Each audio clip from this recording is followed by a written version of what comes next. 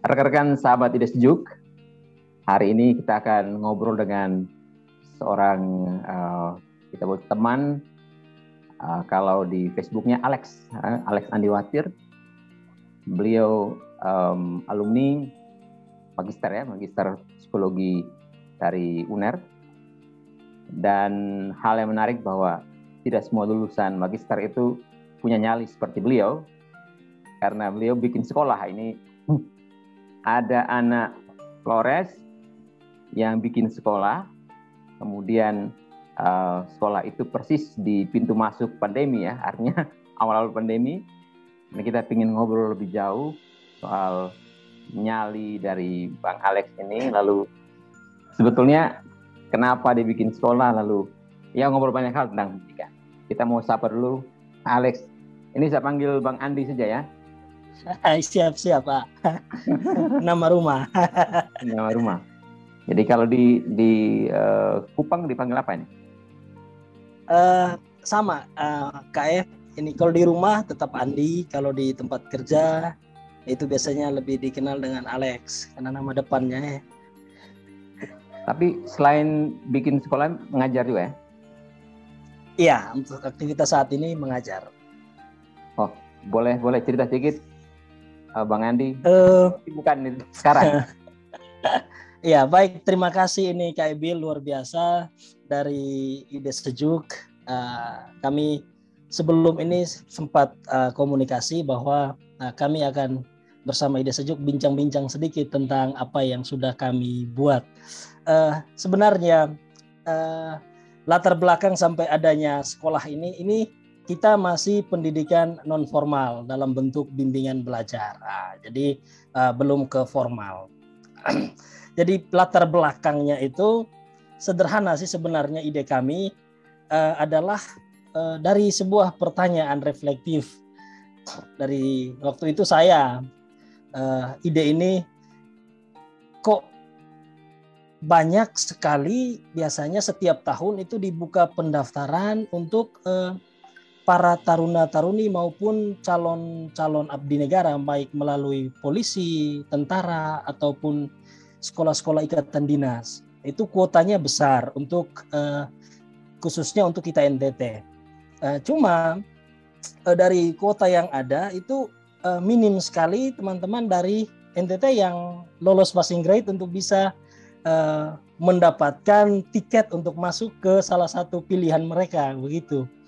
Ya, jadi muncullah ide kenapa atau apa salahnya ya kita buat satu lembaga, satu wahana untuk teman-teman yang punya cita-cita, yang punya niat mau ke sana, itu bisa bergabung bersama kami dulu gitu. Kita bimbing baik dari segi akademiknya, segi psikonya, dan fisik gitu.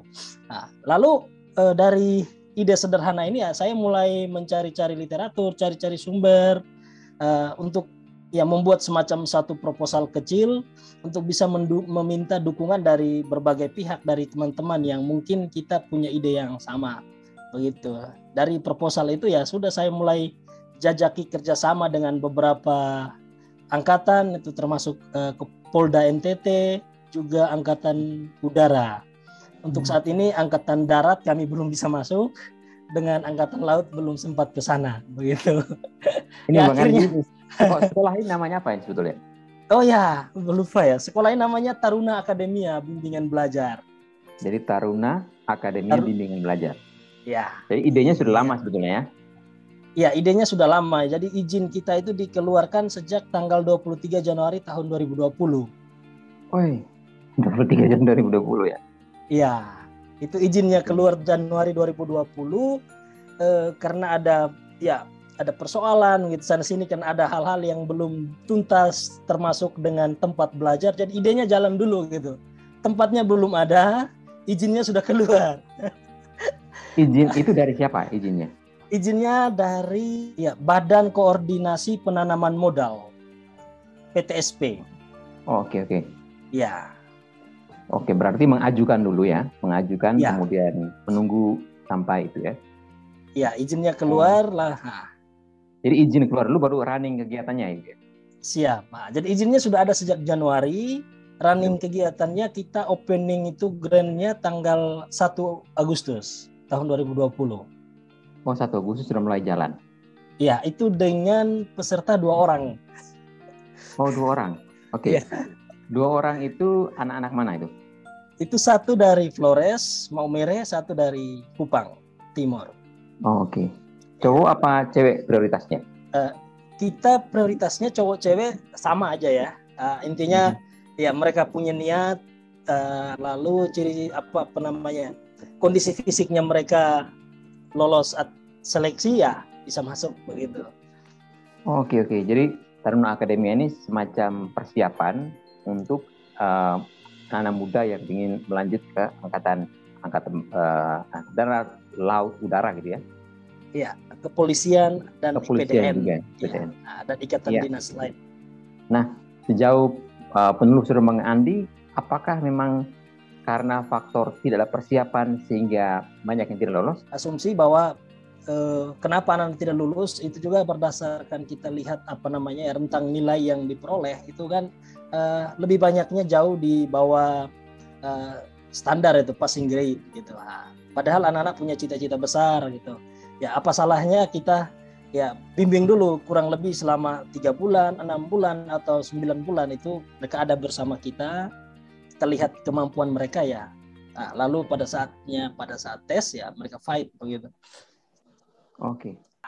Jadi kita mau memberikan satu pemahaman yang baru, ya kita ingin menanamkan satu mindset yang baru kepada masyarakat, ya khususnya di NTT bahwa lembaga apapun, cita-cita apapun yang anak-anak punya impian mau ke sana itu bisa didapatkan dengan gratis gitu. Nah, asal dari dalam diri keluarga kita betul-betul mendukung dengan persiapan secara akademiknya bagus, fisik, ya orang tua dukung dengan doa, ya situasi psikologisnya dibangun dengan baik. Itu kita yakin itu bahwa anak-anak mampu gitu. Kita sudah bisa buktikan ini untuk saat ini, puji Tuhan dari Taruna Akademia sudah 3 orang yang menjadi abdi negara. Tahun ini 2 orang yang lulus polisi. Oh, luar biasa. Tahun kemarin jadi, 1 orang tentara ya. Jadi itu lulusan pertama? Itu angkatan pertama 1 orang, lalu gelombang yang ketiga ini yang 2 orang. Ya. Lulusan. Jadi teman-teman sekalian yang ingin melanjutkan jenjang di kepolisian atau di angkatan darat, angkatan laut, angkatan udara, yang masih bingung supaya tidak langsung terjun ke tempat tes, mungkin ada baiknya ada persiapan di tempat yang Bang Andi, teman-teman bisa daftar. Itu cara daftarnya bagaimana itu? Websitenya atau langsung kontak atau mendaftar seperti apa? Ya, pengembang, terima kasih ya. Untuk informasi saat ini kita melalui media sosial baik di Facebook maupun di Instagram. Nah, untuk website sedang dalam proses. Ya, mudah-mudahan bulan depan sudah jadi websitenya. Lalu bisa juga teman-teman datang langsung ke kantor kami, gitu. Tapi saat ini karena PPKM, ya pandemi makin gencar di NTT sehingga ya kantor kita off kakak. Jadi kegiatan pembelajaran sejak dari bulan Juni tanggal 22 itu sampai saat ini karena PPKM-nya diperpanjang jadi sampai saat ini kami belum tatap muka. Oke. Lalu kita ngobrol ini tentang sekolah ya. Setelah ini saya akan menggali informasi dari Bang Andi soal bagaimana sampai jadi sekolah ini ya. Tapi kita ngomong sekolah dulu. Nah, lembaga akademia ini kira-kira latihannya modelnya seperti apa? Apakah semi militer atau bagaimana itu? Dan Bang Andi dapat kira-kira membuat semacam kurikulum itu berdasarkan apa? Oh, oke. Yang pertama kita latihannya untuk saat ini kalau untuk akademik itu ya tidak semi militer amat sih. Itu hampir sama dengan kegiatan di sekolah belajar mengajar. Cuma pendekatan kita adalah pendekatan per individu gitu ya. Jadi setiap kesulitan peserta itu langsung didampingi oleh tentornya itu per individu. Lalu yang kedua untuk kurikulumnya itu pengembangan kita berbasiskan pada item-item tes dari setiap instansi gitu ya. Jadi akan ada akademiknya, itu ada pengetahuan umum, intelijensi umum itu berupa matematika, bahasa Indonesia, bahasa Inggris. Lalu ada wawasan kebangsaan, ada psikotes, ada latihan-latihan soal. Itu yang kita beri. Itu yang menjadi landasan kita untuk pengembangan kurikulum di Lembaga Taruna Akademia. Oke. Kalau misalnya ada gagasan bahwa misalnya orang belajar dua soal, dalam pengertian dia belajar satu soal tanpa harus ikut lembaga akademia. Nah, pertanyaannya adalah apa keunggulan dari sekolahnya Bang Andi sehingga ya dia misalnya dia belajar otodidak, ada beli soal, baca soal, hafal, dia kerjakan tanpa harus ikut kelasnya Bang Andi. Tapi apa sih kelebihan Bang Andi sehingga sekolahnya Bang Andi sehingga Bang Andi begitu gencar untuk mengajak orang bergabung di sekolah ini? Ini pertanyaan luar biasa ini kakak, karena memang ini tantangan besar untuk kami, karena memang sekarang kami juga sering melihat di media-media sosial itu banyak sekali lembaga-lembaga yang menawarkan jasa bimbingan online gitu ya. Jadi ada yang by soal, ada yang langsung pertemuan virtual. Ini juga menjadi satu tantangan besar untuk kami. Tetapi kami yakin bahwa yang kelebihan kami adalah PPI-nya itu, kurikulum pengembangan pendampingan individu, itu yang menjadi keunggulan kami. Karena memang kami akan melihatnya secara pribadi per pribadi. Jadi pribadi A ini kesulitannya di mana gitu. B-nya di mana. Selain tentornya membantu, itu juga ada kerjasama peer edukator gitu. Jadi antara sesama mereka juga bisa saling berbagi. Itu yang pertama. Lalu yang kedua, di kita itu juga ada namanya post test dan pre test. Itu mungkin banyak yang melakukan, cuma strategi kita adalah post test dan pre test itu setiap kali pembelajaran itu akan dilakukan pre dan post gitu. Jadi post test untuk misalnya contohnya kalau post test untuk pertemuan kelima itu artinya post test antara pertemuan pertama, kedua, ketiga, dan keempat, serta yang kelima. Jadi misalnya pertemuan pertama ada latihan 40 soal gitu. Kedua 40 soal, berarti post test kedua itu sudah ada 80 soal. 80 bentuk soal. Sehingga kita bisa ngukur nih, setiap kali selesai kegiatan, nilainya mereka itu hasil yang diperoleh, itu sudah direkam oleh admin kami. Itu menjadi laporan untuk orang tua. Oh ini perkembangan anaknya ini. Jadi misalnya ada 8 kali pertemuan, 8 kali 4 ada 320 soal, model soal, bentuk soal, ini anak sudah kuasai. Begitu. Jadi kita juga punya rasa optimisme yang besar. Oke, jadi kekuatan pada personal approach ya, pendekatan personal sangat intens ya dengan masing-masing pribadi, dan hal itu kalau secara massal tentu tidak dapat ya, poin itu ya. Lalu model pembimbingannya itu benar-benar ketat dan serius. Jadi mau dikejar si manapun kurang lebih mereka bisa paham. Nah, selain aspek akademis, soal latihan fisik bagaimana? Untuk latihan fisik itu karena item tes baik di Angkatan Darat, Angkatan Udara, Laut maupun Kepolisian dan Ikatan Dinas itu semuanya hampir sama. Jadi ada lari, ada push up, ada sit up, gitu, ada renang. Itu kita saat ini kita kerjasama dengan Angkatan Udara. Ya, jadi sudah ada MOU dengan Angkatan Udara. Kita juga gunakan lapangan AURI. Jadi itu izin resmi yang diberikan dari Angkatan Udara kepada Taruna Akademia. Jadi latihan kita juga ada siapkan tentor jasmani. Beliau lulusan magister juga dari Universitas Negeri Semarang. Ada salah satu dosen di San Pedro. Kita gandeng bersama dengan tentor dari tim tentara dari Angkatan Udara. Itu biasanya latihannya kita ada jadwal setiap sore biasanya di lapangan AURI.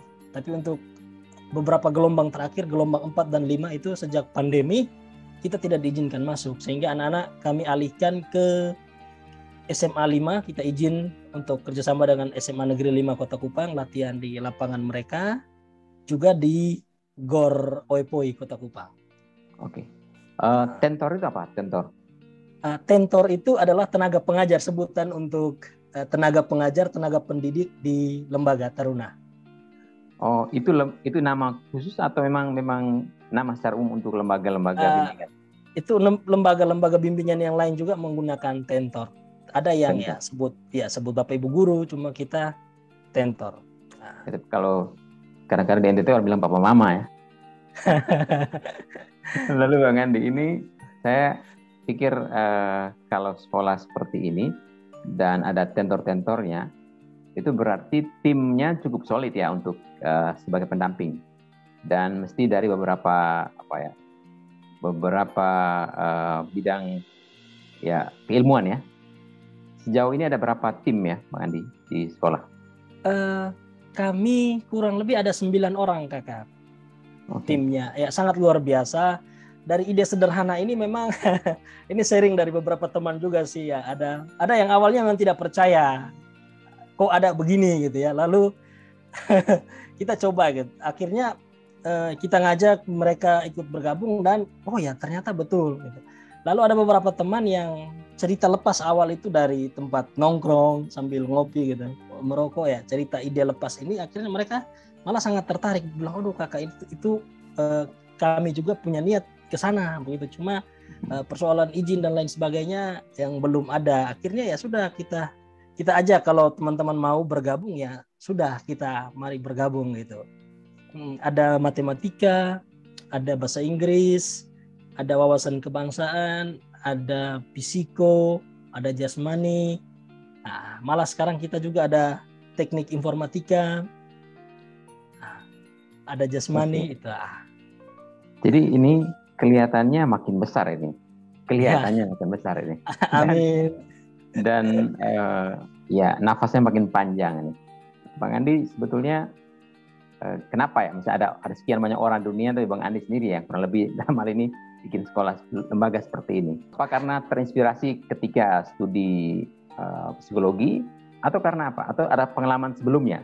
Memang pertama sekali soal inspirasi soal bagaimana anak-anak NTT kita ya, anak-anak kita putra-putri daerah itu bisa bersaing gitu, bisa menjadi abdi negara. Ini kan pengalaman sederhana yang saya alami sebelumnya itu di Manado. Waktu saya merantau ke Manado itu menjadi guru, dan banyak anak-anak kita yang kita didik itu melalui banyak ya, di kelas mereka ya biasa-biasa secara akademik ya mereka biasa-biasa, tapi ada hal lain, sisi yang lain yang mereka begitu luar biasa dari segi kepemimpinan, life skill yang lain itu mereka sangat bagus. Malah itu kita temukan di ekstrakurikuler di bidang pramuka. Kebetulan ya waktu itu saya juga menjadi seorang pembina, mereka sekarang malah banyak yang jadi anggota polisi, tentara, begitu banyak sekali. Malah mereka sangat mensupport kita dengan adanya lembaga ini, mereka sangat mensupport. Lalu itu yang menjadi dasar kok kenapa di tempat lain kita bisa buat begini, kita bisa didik, bisa arahkan mereka menjadi ya abdi negara yang luar biasa, yang hebat-hebat, tetapi kok di tempat kita tidak bisa. Tantangannya apa sih gitu. Nah, itu yang menginspirasi sekali gitu.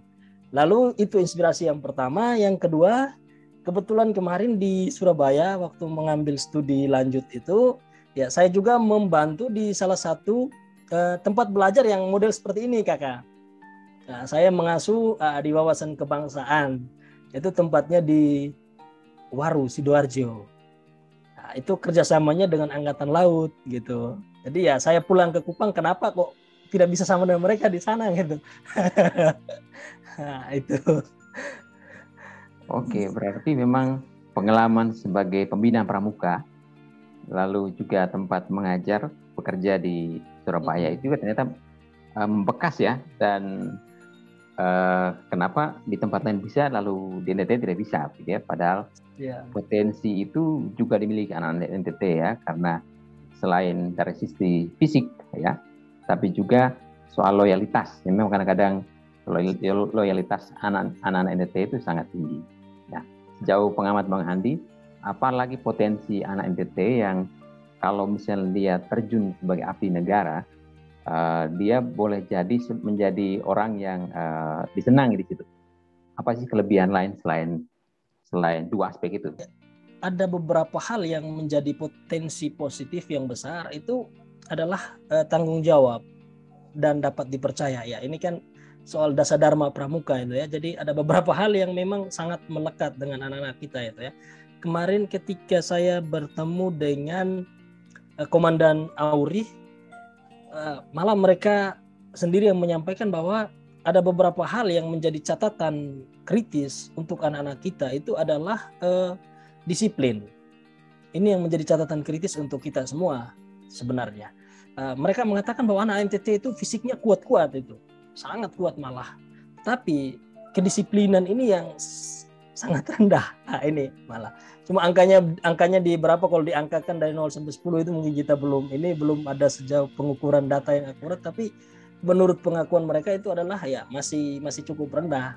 Ada beberapa pengalaman nyata itu anak sudah pada saat tesnya sedang berlangsung malah datang terlambat begitu. Itu kan artinya dengan sendirinya sudah gugur. Dengan alasan macam-macam gitu. Ada yang oto tidak ada lah, ada kakak keluar bawa motor, pokoknya alasan yang sebenarnya kita tidak bisa dengar gitu kan. Nah, ini yang menjadi catatan untuk kita bersama soal disiplin. Loyalitas bagus, tapi kalau tidak diimbangi dengan yang namanya disiplin itu memang kita agak sulit untuk berkembang. Ya, di dunia militer disiplin harga mati ya. Iya. Jadi semua boleh oke, tapi kalau tidak disiplin selesai. Nah, Bang Andi kira kenapa ya kita dalam catatan itu dianggap tidak disiplin? Apa kira-kira sejauh pengamatan Bang Andi sebagai seorang yang belajar psikologi juga, faktor apa sebetulnya? Apakah dari rumah atau faktor apa yang membuat sampai kita dikatakan tidak disiplin gitu? Kalau faktor yang menyebabkan orang disiplin kayak ini mungkin kayaknya ada dua faktor nih, ada faktor intern juga faktor eksternal yang membentuk seseorang untuk sampai menjadi pribadi yang indisipliner. Kalau faktor intern itu ya banyak hal yang kita temukan sekarang. Ada yang memang karena keasikannya game di gadget ya sudah lupa waktu.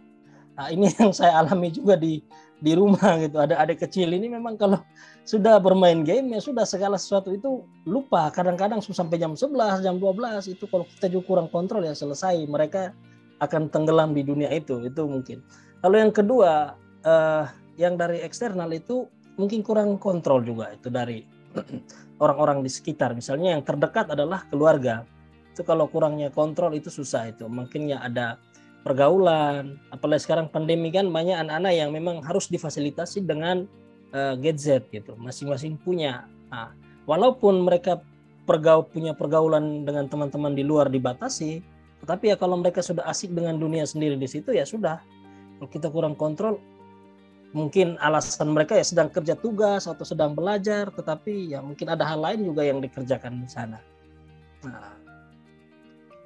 Oke, Bang Andi ngomong sedikit tentang lobby ya, kita boleh tahu sedikit. Ini Bang Andi ini jago lobby.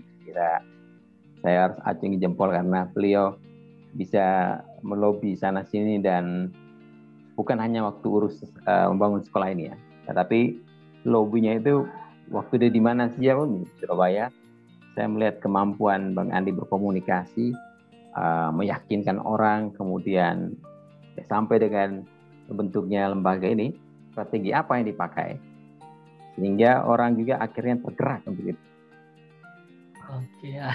Itu baik, siap Kakak. Terima kasih Kak. Ini yang pertama, kekuatan yang pertama sekali itu meyakinkan kita adalah ya memang saya juga meyakini pribadi saya ya saya bisa membangun komunikasi, bisa membangun jaringan dengan orang-orang yang kita bisa ajak bekerja sama begitu. Kenapa tidak gitu? Untuk membangun suatu kebaikan, untuk memberi satu perubahan ke arah yang lebih baik, kenapa kok tidak didukung begitu? Jadi pertama sekali ketika rencana untuk membangun ini saya harus menggandeng mitra-mitra yang terkait gitu. Jadi minimal ya angkatan udara, laut, darat dan kepolisian, juga instansi-instansi pemerintah gitu.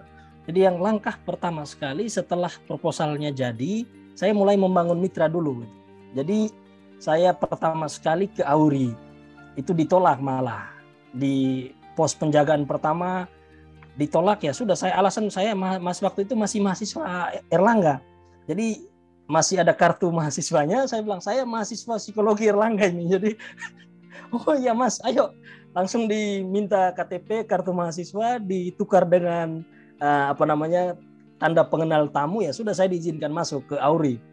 Ketemu pertama Kadis Persnya, ya kepala dinas personilnya, malah minta kerjasama. Mereka bilang itu kalau urusan sekolah-sekolah harus ke ibu-ibu Pia. Ibu Pia itu artinya ibu-ibu istrinya komandan begitu ya.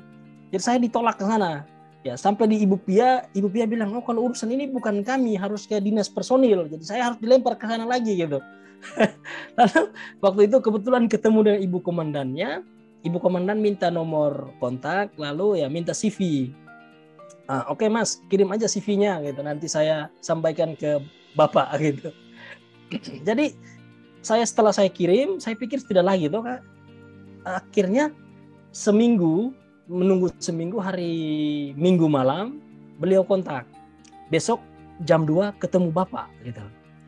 Wih, saya dalam hati ini, saya ketemu Bapaknya di mana? Langsung di Mako. Aduh, ini satu kehormatan bagi kami gitu, luar biasa. Jadi ketemu orang nomor 1 Auri gitu.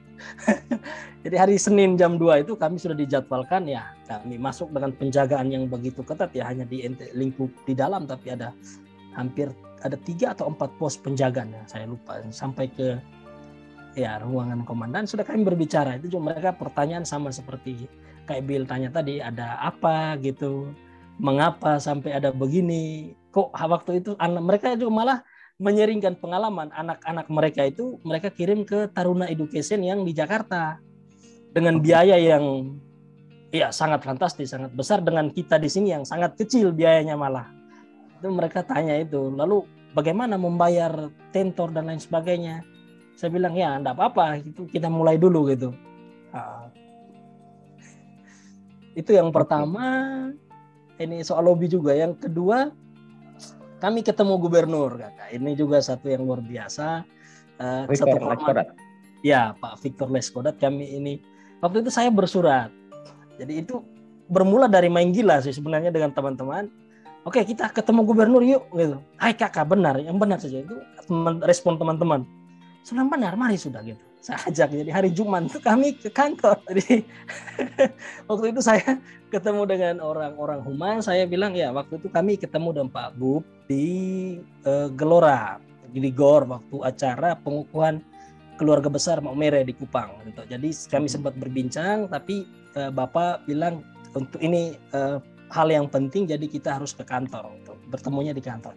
Jadi waktu itu hari Jumat kami datang, tapi Pak Gubnya ada dinas luar, ada perjalanan ke Labuan Bajo. Jadi mereka sarankan ke kami untuk bersurat. Jadi ya sudah, hari Selasanya, bukan besok Sabtu kan libur, Seninnya tidak sempat ke gubernur, Selasanya kami bersurat. Hanya sepotong suratnya saja yang ya ini juga tips trik dari Kak Bill ini ya, luar biasa mempertemukan saya dengan Bapak Leo. Iya, Bapak Leo. Bapak Leo ya, surat itu jangan panjang-panjang begitu, cukup sepotong saja yang penting masuk.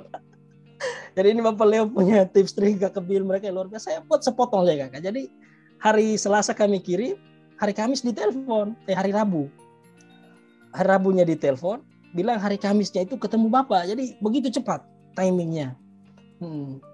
Jadi karena saking senangnya saya langsung tanya waktu itu, ini kami bertemu Bapak ini apakah disposisi atau langsung dengan Bapak gitu. Mereka bilang ini langsung dengan Bapak. Oke, siap. Jadi sudah, saya matikan teleponnya, saya kontak semua teman-teman tentor. Ya kami atur bagaimana strategi besok gitu, pakai seragam apa gitu. Kan ketemu orang nomor 1 ini, jadi ini kita ngomong apa di sana, seperti apa, kita sudah konsep lengkap ini. Jadi besoknya hari Kamis, ya kami bertemu beliau tanggal 24 September. Gitu lah. Jadi audiensi langsung dengan Pak Gub ya? Ya, waktu itu ada beberapa hal yang beliau janjikan untuk kami, tapi sampai sekarang belum terrealisasi nih. Apa itu kira-kira?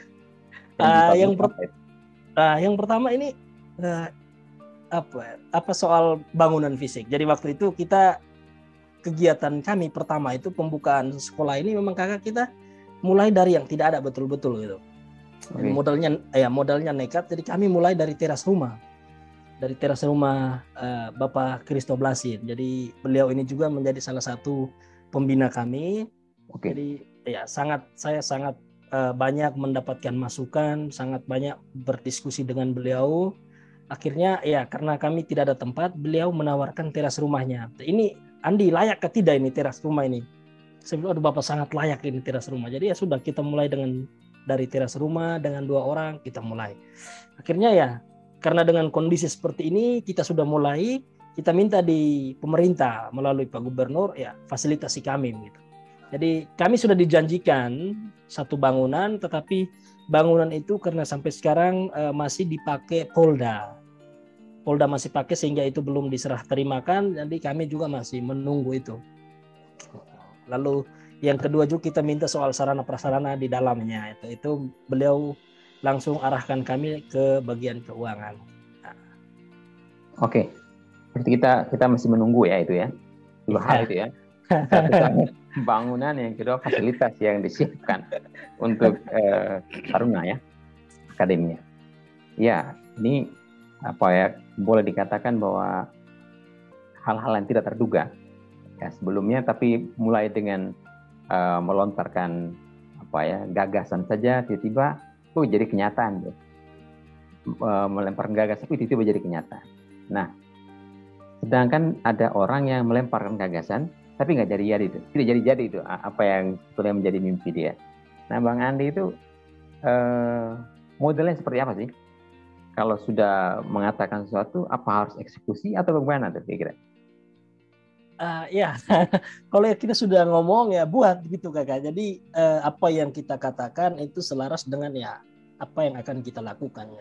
Biar hasilnya kecil ataupun tidak ada hasil, tetapi toh kita sudah mencoba. Nah, kalau gagal ya kita refleksi apa kekurangan kemarin gitu.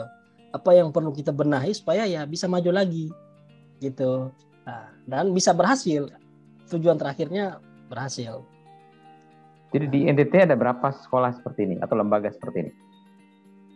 Ya setahu saya selama ini untuk kedinasan itu lembaga yang kita punya izin ada kita dari Taruna Akademia. Lalu kemarin juga ada ya isu-isu, ada beberapa, ada bimbingan, ada Kitong Bisa. Lalu ada lembaga yang lain tetapi bukan untuk kekedinasan, mereka ada untuk penerbangan, kursus penerbangan. Dan ada juga yang kedinasan tetapi bimbingan belajar rumahan gitu, artinya privat. Nah, secara jadi ada banyak Kak. Jadi kira-kira itu juga menjadi tantangan untuk kami ya. Nah, ini ngomong-ngomong, kira-kira sekolah itu atau lembaga ini mau dibawa kemana nih? Apakah dia hanya berhenti sebagai satu lembaga semacam bimbingan belajar, atau Bang Andi itu punya mimpi jauh dari situ? Ini KSU Korek jauh sekali. Ya, kan ya siapa tahu punya mimpi sendiri kan. Ya ini ya memang kita memang ini satu kita mau mulai sebenarnya itu kan ada pengalaman dari ya banyak orang yang kita baca, mereka punya kisah-kisah hidup, itu juga ada banyak yang menginspirasi gitu ya. Ada yang bilang memang kalau tidak ada uang kita tidak bisa buat apa-apa begitu. Jadi memang ini kita saat ini kendala yang terbesar itu adalah soal untuk bagaimana untuk membiayai, mengcover semua kegiatan itu yang menjadi kesulitan kita. Tetapi kita tetap maju. Nah, kita tetap maju. Yang mimpi besarnya ke depan itu Taruna Akademia ini menjadi satu sekolah formal, gitu. Sekolah formal ya, tidak hanya pendidikan non formal, tetapi kita formalkan sehingga anak-anak mulai dari kelas 1 itu sudah persiapan betul-betul. Jadi kelas 1 naik kelas 2 itu sudah ada arahnya. Saya mau ke Polri, saya mau ke TNI, AU, AD, AL, jadi atau mau ke ikatan dinas, itu sudah ikat mati di situ. Sehingga sampai kelas 3 dan tes itu tidak ada kata gagal. Itu dari kita itu seperti itu mimpinya. Nah, jadi sudah diikat. Jadi selama kurun waktu 3 tahun mereka ada di tempat kita, itu memang sudah dibelajarkan dengan item-item tes yang akan diuji nanti ketika mereka punya mimpi itu ke sana. Oke. Jadi memang mimpi besarnya akan menjadi sekolah formal. Nah, kalau misalnya ya, misalnya ada istilah anak-anak yang mereka itu sudah ikut kelasnya, tapi kemudian dia gagal waktu tesnya. Nah, itu bagaimana ya? Karena mungkin itu tidak otomatis dia harus lulus kan? Siap. Tapi kalau misalnya dia tiba-tiba tidak lulus, dia merasa bahwa sekolah selama ini kok belum sampai ini. Bagaimana itu kira-kira Bang Andi mereka mensiasati? Apakah diarahkan ke lembaga lain atau bagaimana? Oke, ini pengalaman selama ini ya. Kita sebenarnya siapkan satu alternatif lain untuk adik-adik yang sudah ikut bimbingan belajar dengan kita lalu belum lulus dan usianya masih belum melampaui batas usia dari persyaratan administrasi. Itu malah kita sangat menunggu untuk teman-teman itu datang kembali untuk belajar, dan mereka belajar gratis gitu, tidak membayar lagi, itu sampai kapanpun. Jadi di tempat kami ketika dia bayar pertama, itu investasi pertama, itu artinya dia investasi untuk selamanya, karena hanya bayar satu kali itu saja, selamanya nanti seterusnya itu datang belajar dan tidak bayar lagi, begitu sampai dia lulus atau memang sampai usianya sudah tidak mampu. Oke, berarti memang ada satu keunggulan dari sekolah ini bahwa dia betul-betul menjadi rumah bagi seluruh peserta ya. Rumah dalam pengertian selalu memanggil dia untuk kembali walaupun dia udah di jalan, dia bisa balik lagi begitu ya. Iya, iya. Oke, itu filosofi yang menarik bahwa sekolah itu menjadi rumah bagi mereka dan mereka akan selalu kembali, kalaupun gagal kembali lagi gitu ya. Tapi apakah ada alternatif lain soal dia mau kemana? Maksudnya itu kalau dia tidak jadi angkatan, apakah ada pikiran misalnya Bang Adi mereka dia bisa ditempatkan atau diarahkan ke bidang mana berdasarkan ilmu yang dia sudah dapat? Oke, ini kita juga ada satu program alternatif lain, itu biasanya kita ada layanan konseling pribadi gitu ya, sederhana.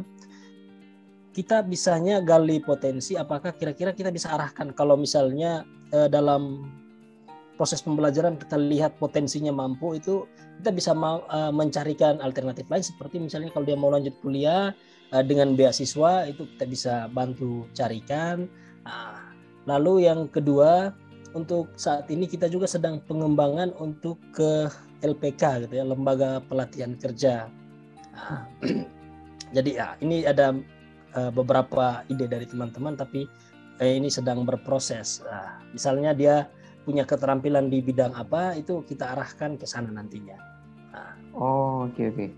Jadi ya, dalam hal ini ilmu psikologi sangat penting ya. Ya, itu untuk pendampingan. Karena kelihatan sekali bahwa seluruh nuansanya sangat psikologis dalam pengertian mengukur potensi, tahu kira-kira anak ini trennya kemana dan segala macam. Walaupun misalnya dia tidak lulus di lembaga yang dia mau, tetapi potensi-potensi lain masih bisa diasah untuk dia diarahkan kemana gitu ya. Ya, Oke, berarti memang lembaga ini tidak hanya tidak hanya khusus untuk ya mereka yang keangkatan, tapi juga kalau misalnya anak-anak muda yang ingin kemandirian, dia matang dalam arti secara emosional, matang secara akademis, tapi dia belum kuliah, transisi itu bisa dipakai apa enggak? Atau hanya khusus untuk yang keangkatan? Malah itu sangat bisa, Kakak. Kami akan sangat welcome kalau ada yang pengen datang nimbrung di kami gitu. Datang saja juga nggak apa-apa, Kakak. Misalnya datang mau cerita soal ya konsultasi atau apapun, itu malah kita sangat welcome. Cuma untuk selama ini belum ada yang sampai ke sana. Jadi yang datang itu hanya mereka yang mau ke angkatan. Padahal kita mungkin sosialisasinya juga kurang ya, Kakak, mungkin belum sampai di sini, sehingga belum masyarakat banyak yang mengetahui tentang ini. Kami sangat welcome untuk kedatangan mereka, menjadi satu tempat untuk berbagi, untuk konsultasi, untuk saling cerita. Itu kami sangat siap. Ya, karena saya membayangkan misalnya lembaga ini tidak hanya untuk yang tadi prioritas awal memang untuk yang angkatan, Tapi juga mungkin lembaga ini juga bisa datang ke sekolah-sekolah SMA, karena dalam obrolan saya dan Pak Leo ya, di Sejuk juga kita ngobrol kemarin itu, kami buat satu analisis bahwa anak-anak NTT yang kuliah misalnya di Jawa atau Surabaya itu mereka tidak punya persiapan yang baik. Nah, saya kira ini juga peluang bagi Bang Andi dan teman-teman untuk menawarkan kekosongan itu. Ya, kekosongan karena kita akhirnya datang dan bingung mau bikin apa, tapi kalau dengan persiapan yang baik, jadi disiplin misalnya, tadi disebut tadi ada disiplin, lalu soal mental, karena ada anak-anak yang dia mampu sekali tapi kurang percaya diri. Nah, di situ akhirnya segala potensi itu bisa hilang karena dia tidak percaya diri. Nah, ini peluang-peluang yang menurut saya bisa teman-teman ambil kesempatan itu. Atau memang sudah jalan itu? Saya kira Bang Andi sudah lebih cepat karena bagian-bagian itu ya. Ya, ini terima kasih banyak kayak idenya, masukannya. Mungkin ini belum jalan soal ini, kita belum sampai ke sana, tapi ini ide yang luar biasa. Ini akan coba kita diskusikan dengan teman-teman, akan kita jalankan ini. Nah, itu bisa mendampingi kalau ada teman-teman yang pengen datang nimbrung, ya sudah, kita saling berbagi. Oke. Lalu saya mau tanya tentang relasi dengan TNI atau yang tadi ke Angkatan Udara ya, Angkatan Darat. Tapi katanya Angkatan Darat belum masuk ya? Ya, Angkatan Darat saya sudah 3 kali. Cuma waktu itu mau ketemu dengan kepala dinas personilnya, dan beliau waktu itu memang ada agenda-agenda yang lain yang tidak bisa diganggu, sehingga memang belum sempat bertemu. Oke. Ya, 3 kali. 3 kali ya. Apakah menurut Bang Andi mereka mendukung atau tidak? Saya yakin bahwa ini untuk dari Angkatan Darat sangat mendukung malah. Cuma memang karena waktunya mungkin belum pas untuk bertemu, karena memang di sana juga ada kesibukan, kita juga ada kesibukan, sehingga ketika waktu yang kita datang yaitu bertepatan dengan mereka tidak bisa kegiatan. Gitu. Jadi kegiatan, sehingga belum bisa sempat. Oke, tapi ada beberapa anggota yang ini ya kami sering diskusi, ada yang kita kenal secara pribadi, itu kami sering meminta masukan, gitu ya. Meminta gagasan-gagasan pendapat mereka bagaimana untuk pengembangan ini, malah mereka sering berbagi. Ada yang sempat datang ke lembaga untuk memberi motivasi, sharing, gitu. Oke, teman-teman, ini kelebihan Bang Andi adalah positive thinking. Ya, dia sangat optimis. Walaupun misalnya ke sana belum ketemu, dia balik lagi tetap senyum, itu ya, tetap senyum. Mundur lagi, pergi lagi.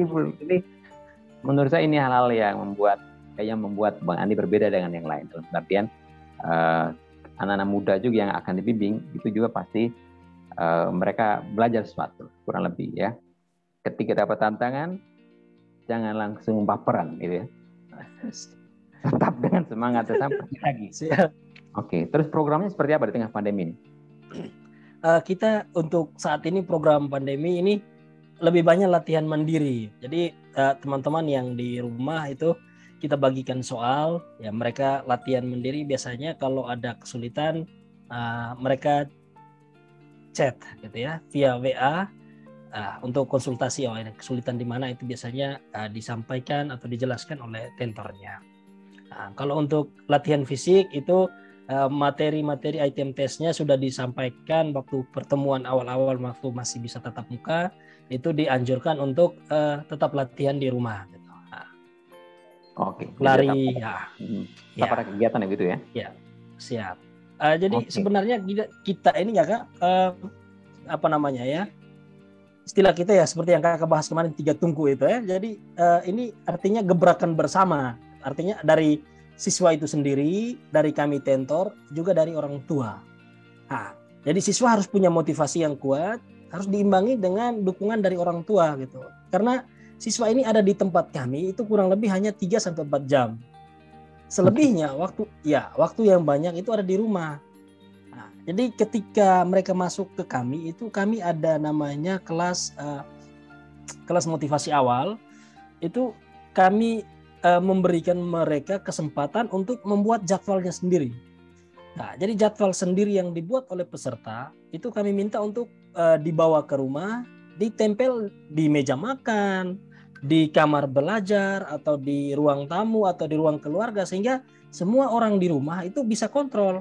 Contoh misalnya si A nulisnya jam 6.40 atau 6.30 pagi dia lari. Ternyata dia masih di kamar tidur. Semua orang kan bisa lihat, oh sudah 6.30 nih, kamu bilang lari pagi, ayo bangun lari gitu.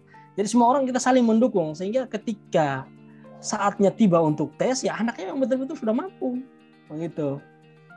Oke, ini akhirnya menjadi sangat mandiri ya. Iya. Yang mandiri jadi motivasi diri sendiri ya harusnya ya. Iya. Motivasi kemudian dukungan dari lingkungan orang tua lalu jadi tentor juga gitu ya. Iya. Jadi ada tiga bagian ini ya, 3 tungku itu ya. Jadi memang ini segitiga ini memang sangat kuat begitu. 3 tungku dalam perspektif Taruna Akademia. Siap. Oke, Bang Andi. Ini kita sudah ngobrol hampir sejam. Kalau saya mungkin terakhir, Bang Andi bisa berikan sedikit closing statement lah.